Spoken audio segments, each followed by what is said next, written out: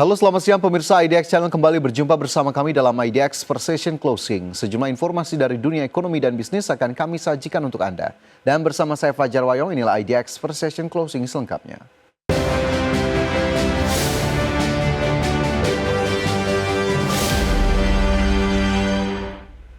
Kita awali dengan informasi pertama, pemirsa, pemerintah Indonesia masih melakukan negosiasi dengan Amerika Serikat terkait pengenaan tarif impor sebesar 32%. Pemerintah meyakini pengumuman yang disampaikan Donald Trump menunjukkan masih ada ruang negosiasi yang lebih panjang. Pemerintah Indonesia masih melakukan negosiasi dengan Amerika Serikat terkait pengenaan tarif impor sebesar 32%. Pemerintah optimis negosiasi dapat membawa hasil yang menguntungkan. Kepala Kantor Komunikasi Kepresidenan Hasan Nasbi mengungkapkan, saat ini tim negosiasi yang dipimpin Menko Perekonomian Erlangga Hartarto telah berada di Washington DC, Amerika Serikat untuk kembali melakukan negosiasi. Hasan menilai pengumuman baru yang disampaikan Donald Trump justru membuktikan masih ada ruang negosiasi yang lebih panjang. Pasalnya Trump memberi tenggat waktu pengenaan tarif impor tersebut mulai 1 Agustus 2025. Informasi pertama yang bisa saya sampaikan kepada teman-teman adalah bahwa sebenarnya jeda waktu 90 hari yang diberikan oleh pemerintah Amerika itu berakhir tanggal 9 Juli. Besok 9 Juli kan? Harusnya itu berakhir besok. Tapi kemudian dalam keterangan terbaru yang diberikan oleh Presiden Trump, itu kan dimulainya 1 Agustus. Itu artinya dia mundurkan waktu untuk memberikan ruang untuk perpanjangan diskusi dan negosiasi. Ya, dan dalam surat itu juga Presiden Trump juga nyatakan masih ada peluang untuk bicarakan ini untuk diturunkan. Sebelumnya, Presiden Amerika Serikat Donald Trump mengumumkan hasil negosiasi tarif impor terhadap 14 negara. Indonesia termasuk dalam daftar dengan tarif sebesar 32%. Trump meminta 14 negara termasuk Indonesia tidak membalas tarif impor dengan kenaikan bea serupa. Dari Jakarta, Dias Triawan, Dimas Fakih, IDX Channel. Wakil Ketua DPR RI Adis Kadir menilai kebijakan Presiden Amerika Serikat Donald Trump yang memberlakukan tarif impor 32% untuk Indonesia sebagai tantangan serius. Meski demikian, Adis meyakini Indonesia mampu melewati tantangan tersebut. Optimisme tersebut terbangun karena Indonesia memiliki pondasi ekonomi yang sangat baik.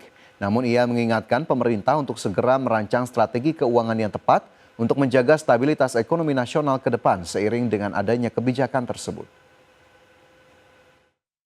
Jadi memang ini satu tantangan bagi negara kita dan kita tahu bahwa setelah BRICS itu, KTT BRICS, Pak Erlangga, Menko Perekonomian juga diutus ke Amerika mungkin untuk negosiasi kembali.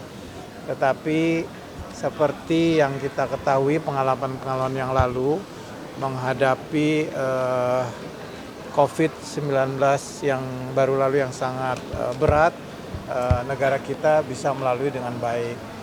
Jadi memang insya Allah pondasi ekonomi negara kita baik, cuman memang harus betul-betul diatur ke depan bagaimana strategi keuangan menghadapi ekonomi global yang semakin. Otorita Ibu Kota Nusantara membutuhkan anggaran pembangunan IKN tahap 2 mencapai 48,8 triliun rupiah sampai tahun 2028. Kebutuhan anggaran tersebut diperuntukkan untuk membangun area perkantoran, hunian legislatif dan yudikatif, serta ekosistemnya.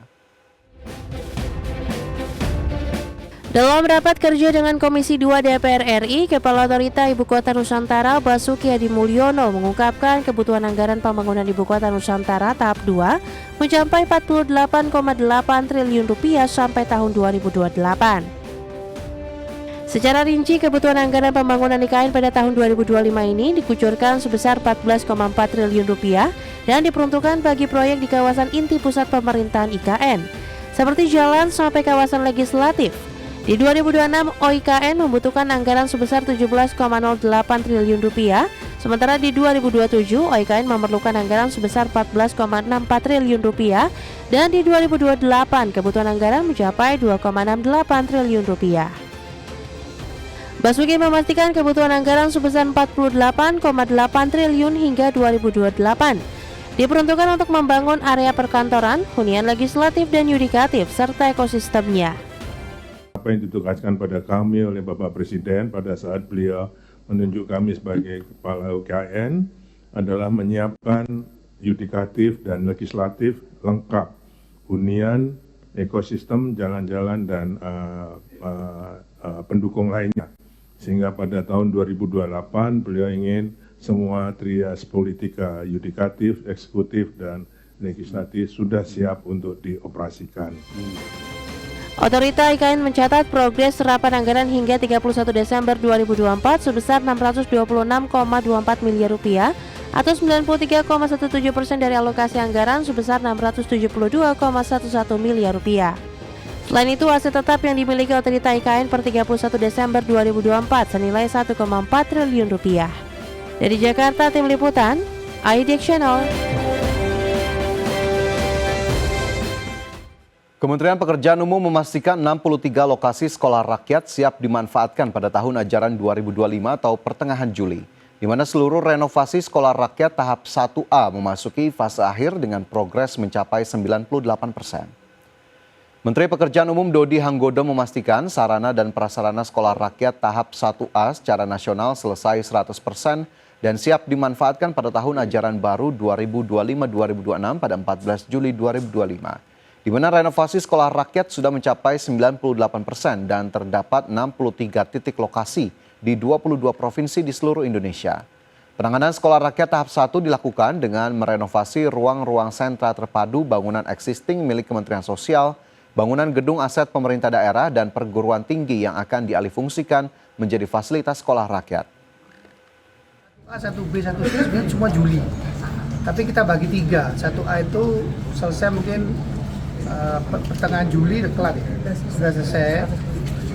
Secara average itu 93% plus lah ya, mungkin lebih kali ya, 98 ya, 98%. Dan itu ada sekitar 60 lokasi Bu ya, 63 lokasi. Sisanya masuk ke tahap 1B. Kenapa masuk ke tahap 1B? Karena kita bekerja dengan waktu-waktu pada saat itu. Jadi mana yang siap dulu kita kerjain dulu lah. Nah itu nanti harapannya di akhir Juli 1A, 1B selesai. Nah 1C itu baru dapat mandat. Menteri Koordinator Bidang Pemberdayaan Masyarakat Abdul Muhaimin Iskandar optimistis keberadaan sekolah rakyat bisa memutus mata rantai kemiskinan di Indonesia. Ya, menurut Caimin, program sekolah rakyat merupakan salah satu upaya pengentasan kemiskinan lantaran menjadi salah satu bentuk pemberdayaan masyarakat melalui pemberian pendidikan berkualitas. Seperti diketahui, pelaksanaan program sekolah rakyat sebagai implementasi Inpres nomor 8 tahun 2025 tentang optimalisasi pelaksanaan pengentasan kemiskinan dan penghapusan kemiskinan ekstrim. Undang-Undang Dasar Republik Indonesia juga telah mewajibkan 20% anggaran APBN digunakan untuk menyelenggarakan pendidikan untuk masyarakat. Pengentasan kemiskinan, baik itu kemiskinan ekstrim, menuju 0% tahun 2026 maupun menuntaskan kemiskinan hingga 4,5% pada 2029. Salah satunya dengan berbagai program pemerintah untuk mengurangi jumlah pengeluaran masyarakat, terutama kaum miskin dengan subsidi dan bantuan sosial. Yang kedua, membuat program yang memungkinkan masyarakat tumbuh ekonominya sehingga